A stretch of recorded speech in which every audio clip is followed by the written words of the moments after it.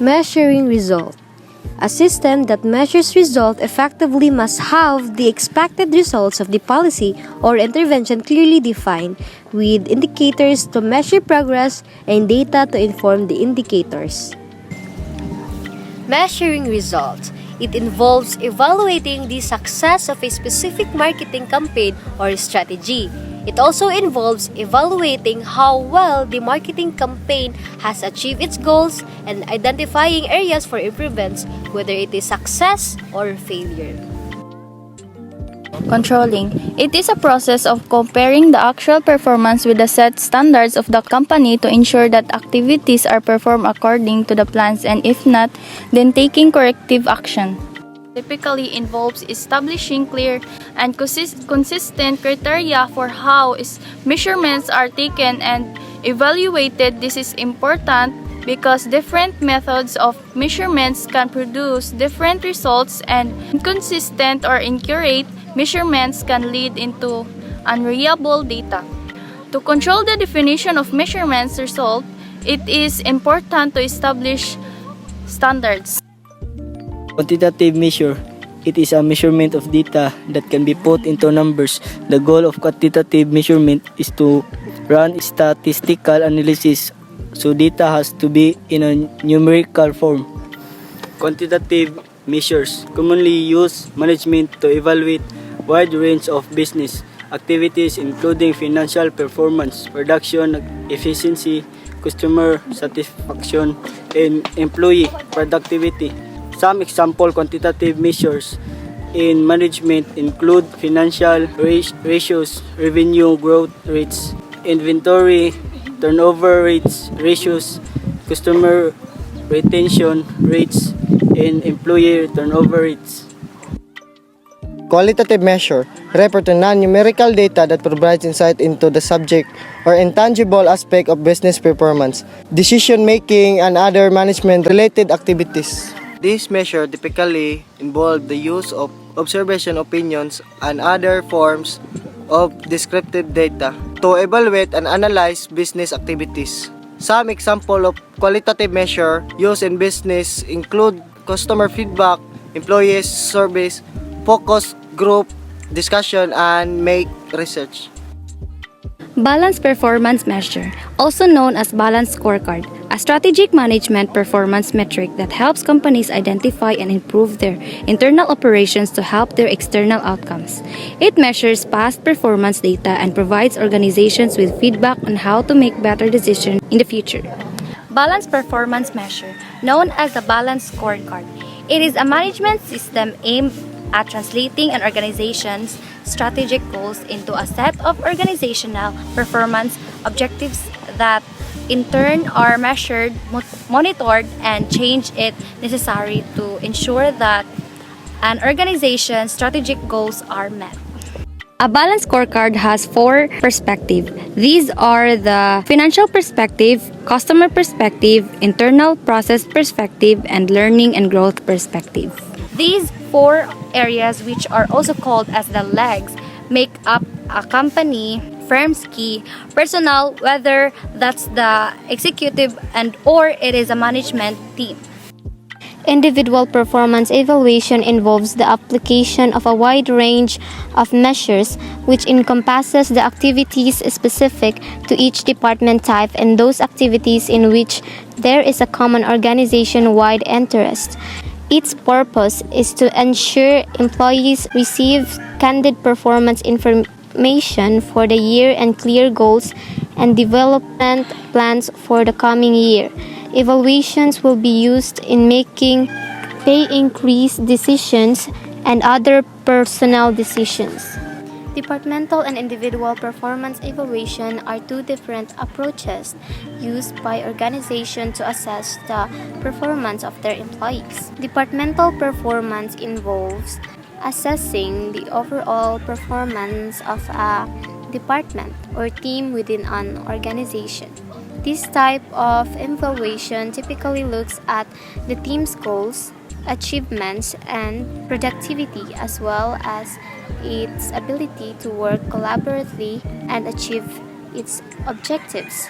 The evaluation may be conducted by the department head or service supervisor and may involve feedback from teams, members, and stakeholders. Individual performance evaluation, on the other hand, focuses on assessing the performance of individual employees within a department or team. This type of evaluation typically involves assessing an employee's skills, knowledge, productivity, and overall performance against set targets or goals. The evaluation may be conducted by the employee's supervisor or manager and may involve feedback from colleges, clients, or customers. Both departmental and individual performance evaluation are important tools for organization to monitor and improve employee performance and identify areas for development and recognize and reward exceptional performance. Competency-based evaluation is the process of collecting assessment refers to any tool that is used to measure the observable behavior that successful performers. It is the assessment of an employee's capabilities against the requirements of their job. The goal of competency assessment is to identify any problems with an employee's performance and to correct those issues before they affect work quality or customer care. A competency-based assessment refers to any job that is used to measure the observable behaviors. Competency-based assessment is an approach in evaluating an individual's knowledge, skills, and abilities based on specific competencies or job requirements.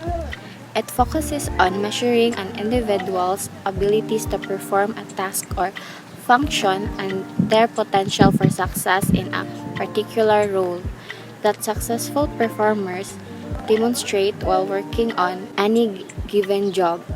These behaviors are the result of various abilities, knowledge, motivations, traits, and skills of an employee may possess to identify and document key skills needed to complete a job, assess the employees on these skills, and ensure they are well suited as well as able to deliver on their roles.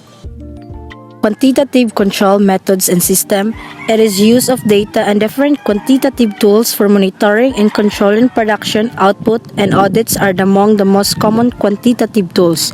Example of quantitative control techniques: audits, budget, time performance chart, break-even analysis, financial ratio analysis.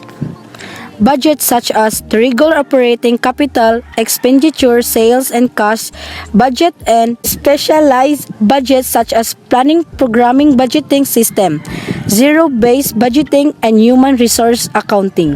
Audits such as internal audits, external audits, and management audits.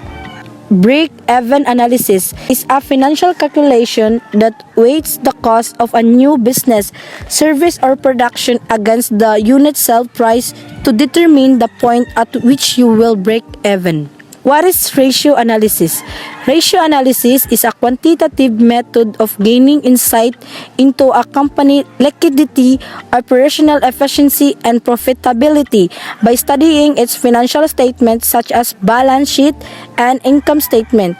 Ratio analysis is a cornerstone of fundamental equity analysis. Time preference charts and techniques such as the Gantt chart. Quantitative methods. It is use of data and different quantitative tools for monitoring and controlling production output. Budget and audits are among the most common quantitative tools. Quantitative credit control refers to overall credit in the economy, affecting all the sectors of the economy equally and without discrimination. The methods used by the central bank to regulate the flow of credit in a particular direction of the economy. Budget remains the best known control device. Budget and control are in fact synonymous. Its organization, budget, is an expression, financial terms of a plan for meeting the organization. To establish fact that must be taken into account during planning, and to prepare a description and financial information to be present by the foreign managed funds. Audits involves an independent review and evaluation of the organization non-factical operations such as accounting and finances. Qualitative control methods and system refers to the use of non-numerical data and subjective assessments to monitor and evaluate business performance. These methods can help businesses to identify areas for strength and weakness, identify trends, and gather insights that can be used to inform business decisions and strategies. Qualitative controls methods and system. So, unlike quantitative control methods that rely on statistical and numerical data, qualitative control methods involve the collection and analysis of descriptive data, such as customer feedback, employees' review, and observation from business experts. We have 5 examples of qualitative control methods and system. Number 1, focus groups. It is a research method where a small group of people are brought together to discuss a particular topic. This method can be used to gather qualitative data on customer preferences, opinions, and feedback on services. Number 2, surveys. Commonly used method to collect qualitative data. By asking open-ended questions, businesses can gain insights into customer experiences and areas for improvements. Number 3, interviews. It is conducting interviews with employees or customers can provide qualitative insights into their experiences and perspectives. This can help businesses to identify issues or areas for improvements and develop solutions to address them. Number 4, observations. Observations involve watching and documenting behaviors, interaction, and processes. This can be used to identify areas for improvement in operational process. Number 5, social media monitoring. Social media monitoring involves tracking mentions and comments about the business on social media platforms. This can provide qualitative insights into customer sentiment, preferences, and trends. Overall, qualitative control methods and system can help businesses to gain a deeper understanding of their operational and make informed decisions that drive growth and success. So that's all. Thank you so much for listening.